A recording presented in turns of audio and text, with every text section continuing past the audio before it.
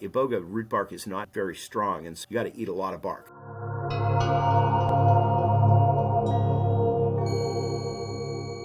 Life before any meaningful psychedelic experiences for me was fairly short. Most of my life has been post-psychedelic experiences. I think I had my first ones at around 15 or 16. I was the youngest of 5 children in a fairly conservative household. My parents were entrepreneurs, business people. I had a grocery business in Ohio, and all the kids grew up working in that grocery store. So it was a lot of involvement, a lot of social involvement. I was, well socialized, good upbringing. I think always chafing at the bonds of living with a family in small town Ohio and all the things that came with that.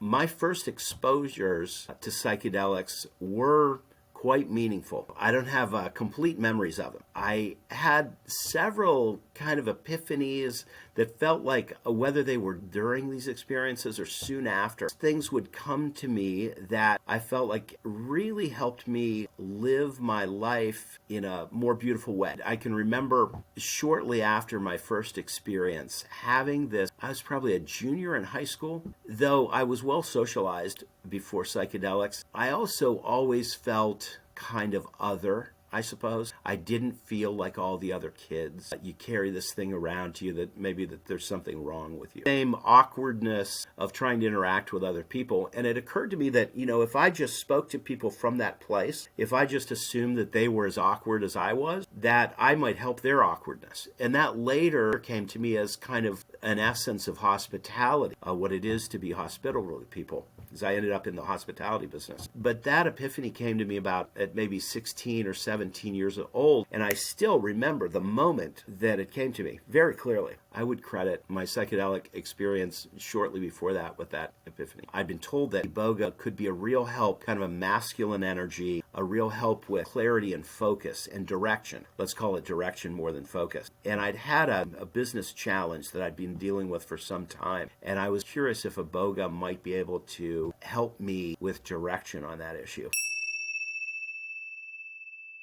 My experience with Iboga that happened in the spring of 2021. I'd had a lot of experience my whole life with a wide variety of psychedelic experiences. Had not ever tried Iboga. I had known about it for 20 years, and like a lot of us, Iboga, Ibogaine always seemed kind of confronting, and for a long while it was the kind of thing I had no plans to try anytime soon. And then at some point, after half a dozen, about 14 experiences with ayahuasca, I decided, okay, I'm going to set that aside, and I'm ready to try Iboga. I was really curious to explore this masculine energy. Ever since learning about Iboga, I had a good friend in the harm reduction scene locally, or a guy who became a good friend. I didn't know him well at the time, but was kind of fascinated to know if he knew about Iboga and how it was used for opiate addiction, and he'd never heard of it. So I started feeding him information, and when the time finally came to go to this retreat down in Costa Rica, he actually joined me to go down to it. So the two of us went together. It had been scheduled during the pandemic, originally in 2020, and we had to cancel. So I was actually back there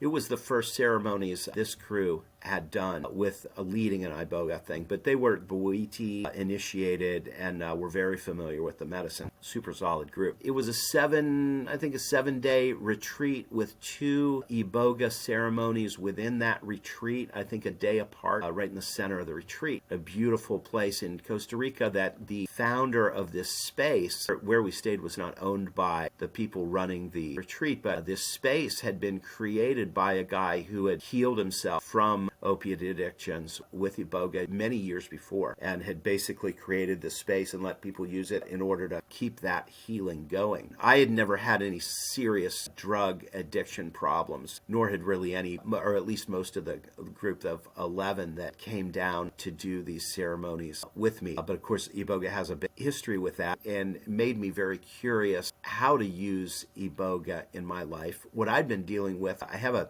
number of businesses, and I had one business that I'd owned for about 26 years that really I felt I needed to let go of, to sell it, and I'd known that for years, but for some reason I just couldn't get myself to let go of it. So in a way, it kind of felt to me like there was some addictive nature to it. Like I couldn't quite let go of this thing, even though I knew it wasn't really the right thing for me. In this case, it could be good for somebody else, but not for me. But something kept me stopped from doing it. I went down with the intention to have this medicine teach me about what was going on and help me let go of this business. The Iboga sessions, this group had done them, and I don't have anything to compare them to, but we gather around a fire about sunset. There's a variety of sharing that happens. Our little group of 11 participants, and there were 5 people who were basically the practitioners. And we started with some sharing things. We did an interesting thing with a mirror where they brought a mirror around, and everybody was to kind of interact with themselves. This is a big deal with Iboga, is the idea that your healing and your ancestors' healing is kind of all wrapped up together, and that we gain tremendous power, maybe all our power, from our ancestors. And so there's this idea that our ancestors are always with us. So in speaking to the mirror, you're really effectively also communicating with all your ancestors. That was a cool process, and to watch other people do it. Then everybody dosed with the ground root bark of Iboga that the practitioners brought around. Very dry. You eat the root bark. It tastes bad, not as bad as ayahuasca. And then different people were given different amounts. This group made an extract out of the root bark. Iboga root bark is not very strong, and so you've got to eat a lot of bark to get the effect. So this group makes an extract out of a tea from the bark. The dosing of Iboga is very individual and requires a lot of attention. So a big part of the dosing is that these practitioners are paying attention to you for several days before the ceremony, and they're kind of trying to decide how much of this extract, how much of Iboga to give you, and when, in order for you to sort of get to reach the highest state and get the most out of it without having too much. For a while, we're out around the fire. There's more talking and sharing. As the effects starts to come, we moved inside, not really inside, but kind of on a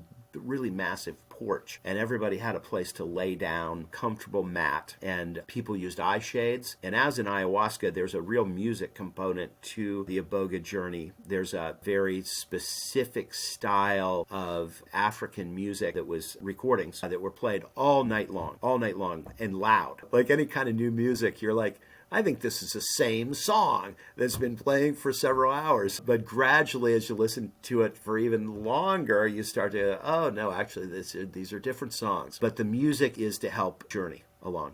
An interesting approach that they do with Iboga is that in preparation, more than intentions, we're instructed to actually write down very specific questions. There's very specific questions to be asked to the medicine or yourself or your soul or the world or the universe when you're kind of peaking on the medicine, and you get answers to them. The answers just come right through as quickly as the questions come. I'm remembering 20 questions was the instruction. Sitting here today, I can't remember a single one of those questions, actually exactly what it was, but I do recall that these questions, and with the help of a practitioner, because when I picked up the paper, I literally could not read my own handwriting. Elizabeth, who was one of the practitioners, just sat with me for about maybe 30 minutes or so, helping me ask these questions and then generating the answers for myself. The memory of sort of what I went through during the session of Iboga, I don't have strong memories of that. I want to say particularly what happened afterwards. The ceremony essentially ends at daylight, so we're there throughout the night, listening to music, eye shades, occasionally going to the bathroom. There was some purging,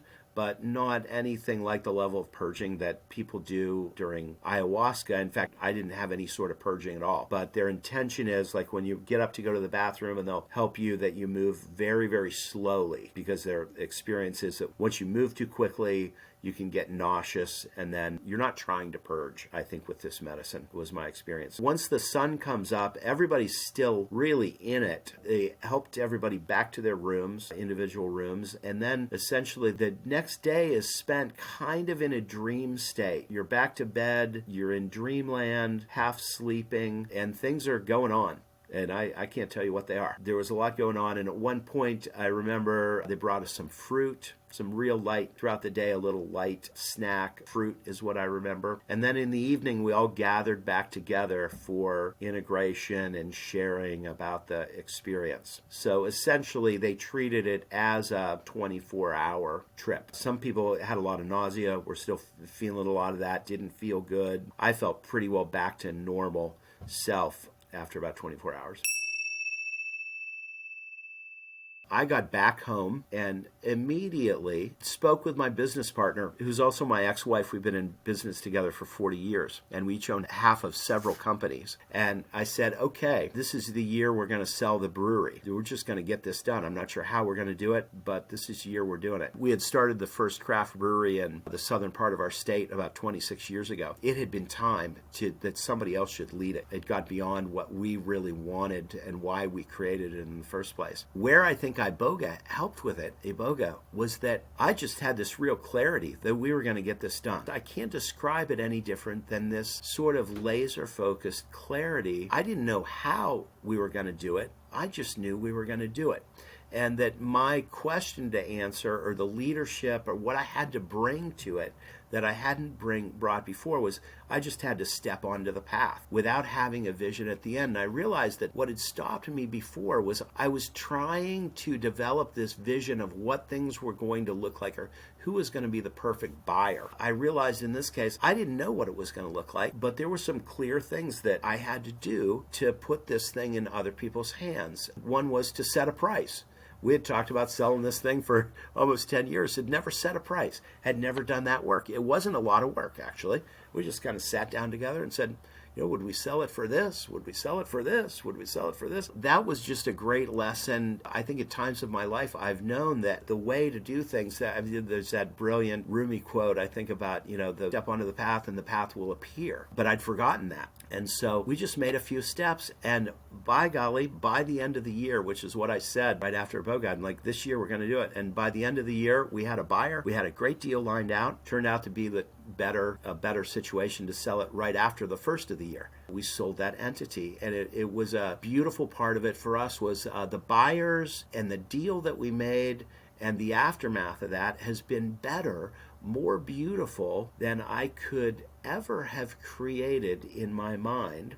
That's really magic, because you can say, set something in motion and let the universe take care of the details. The universe ended up making a more beautiful set of details come together than I could have even arranged in my mind. I credit that with the experience of this medicine. The overall impact that psychedelics have had on my life has been I think it's been immense. There's a little challenge with not having anything else to compare it to. I think this has had a huge impact on my life, but I can't compare it to non-psychedelic life. But my sense is that they've made me, in many, many ways, who I am. How? I don't know. I'm curious that one thing that happens, these compounds bring up so much fear in people often. There's a great trepidation, and I've had it with new compounds. When I was a teenager, what's interesting, I try to remember back, I've tried this many times, and say, was I afraid of taking LSD from somebody who I didn't, know, and even what this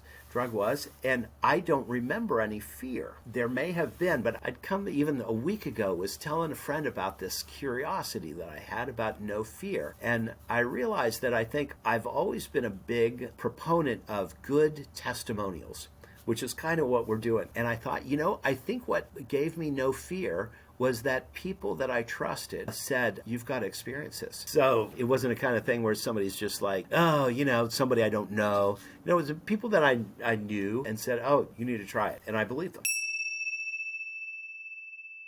There's so many tools now that didn't exist 40 years ago. I've just finished watching the Michael Pollan Netflix documentaries, which are fantastic. I think they're as good as it gets. So I'd start there. I think it's important for us to tell our stories, because I think we learned that the official story, the official story from the officials is not the truth. That's the bottom line. And I think the psychedelic movement, it's not just one thing. It's bigger than that. It kind of shows us the limits. It shows us the limits of power in many ways. It shows us the limits of fear. In a way, I don't know what the answer is in terms of the right public policy for these things. I'm really curious about public policy, but I think the answers will become clear, but I think they're going to be different answers than we've ever encountered before. And I think the way we get there is through sharing these experiences like this and figuring out how we can help people change their minds, really.